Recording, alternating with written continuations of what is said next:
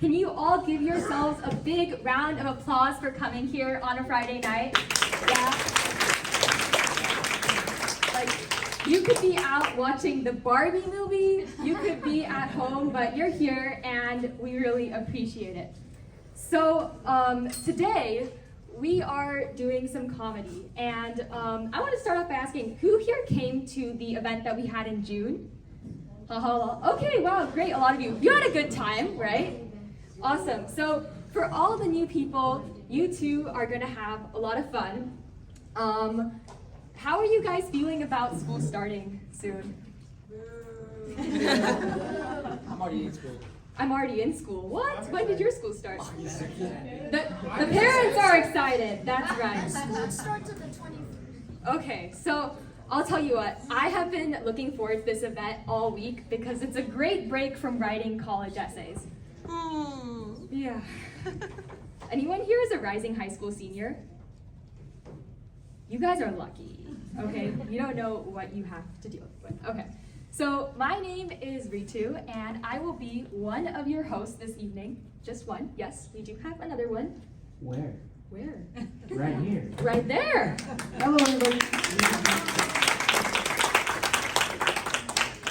So, you guys will all remember Amar if you came in June for his haha halal jokes. Hopefully. Hopefully. Hopefully you laughed.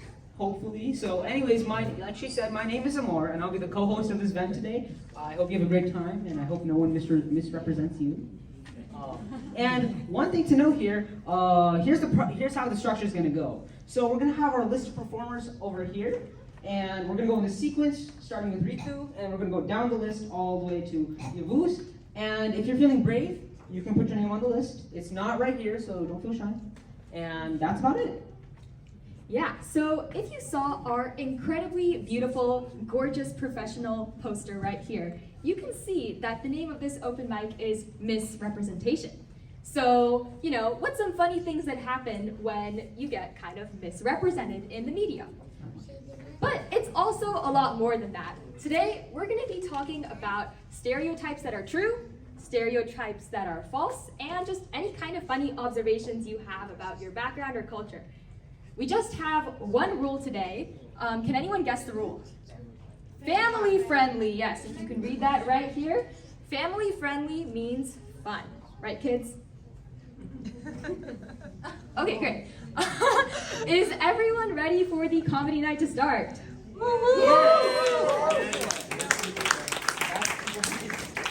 Okay, you guys got your chai? You're okay, awesome. So, I would like to start with a question.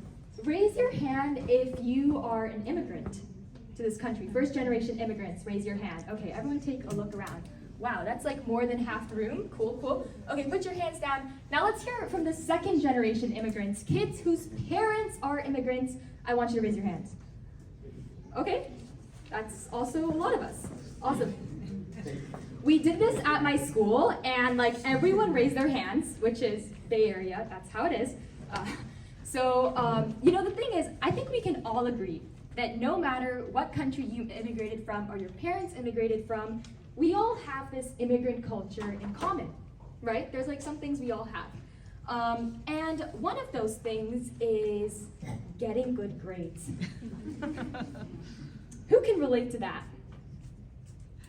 Look, all the little kids right in the front. Okay, so I'll tell you what. In my elementary school, we had this acronym for what the grade letters actually stand for. Does anyone know what I'm talking about?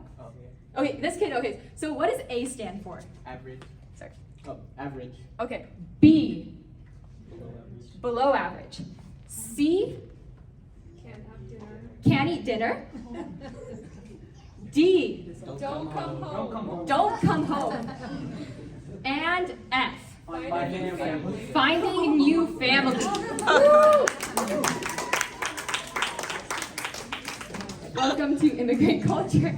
But okay, so honest moment though. All the adults who have ever put pressure on your kids to get good grades, raise your hand. Oh, that's not a good moment. Okay, all the kids whose parents were lying just then. Okay, I guess the parents told the truth. That's great. So, the other thing about, I can't talk about immigrant culture and stereotypes without bringing up a YouTuber, Stephen He. Okay, this whole row just groaned. Does anyone in the back know what I'm talking about? Stephen He? Okay. Do you want to explain to people who Stephen He is? Parents. Sorry? Ask parents. Oh, wait, who's the parent who knew? 4D comedy right here. He's like a Chinese YouTuber who acts like Asian parents whose kids failed, and so they talk about like their kids failing and everything. Can we give her a round of applause? Thank you. That was a very good definition. I just saved it myself.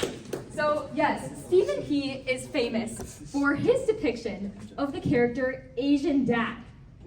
Probably a lot of you in this room right now fit with that. So like our wonderful volunteer said, he has this whole thing where he says his dad's always complaining about his bad grades. And there is one aspect of Stephen He's videos that I would like to point out, which is Stephen He has a whole set of videos called How Your Parents Compare You to Your Cousin.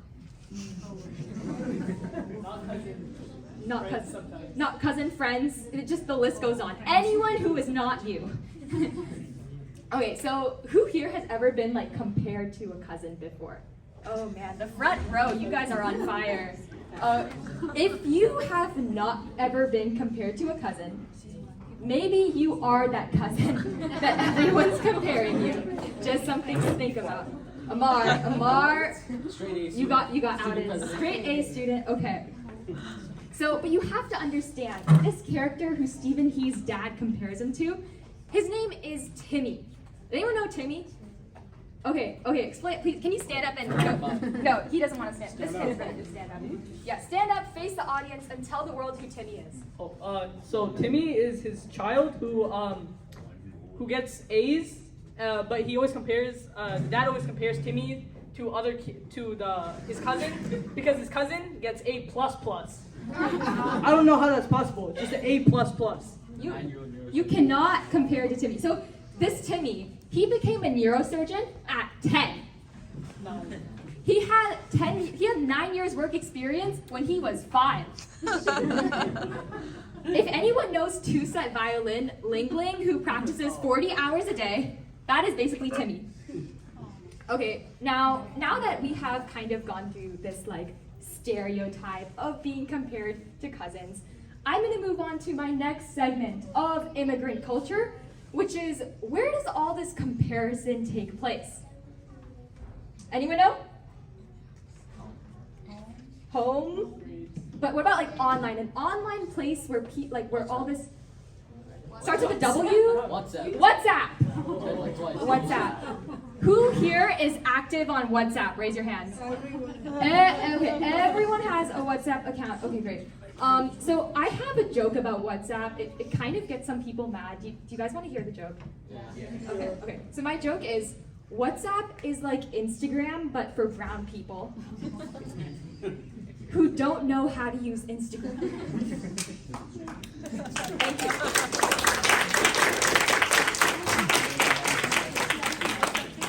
Now, that is not how my family group chat reacted.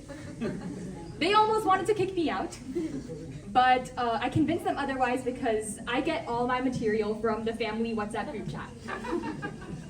Okay, who here has ever had just straight up drama on the family WhatsApp group chat? It happens to everyone, right?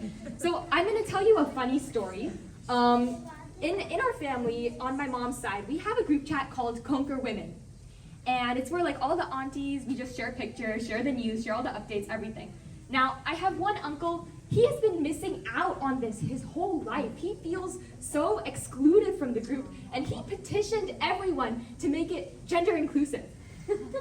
So now we have Conquer Women and Men. Except, the problem is, my mom's mom doesn't want the uncles to see her typos and all of that. So she just started a new group chat that's called Conquer Women V2. But 6 months later, we're all using Conquer Men and Women. In fact, they're probably listening to me right now and watching this video. I'm sorry. Please don't kick me out of the family group chat. Now, this is the point where I have run out of things that I have practiced to say.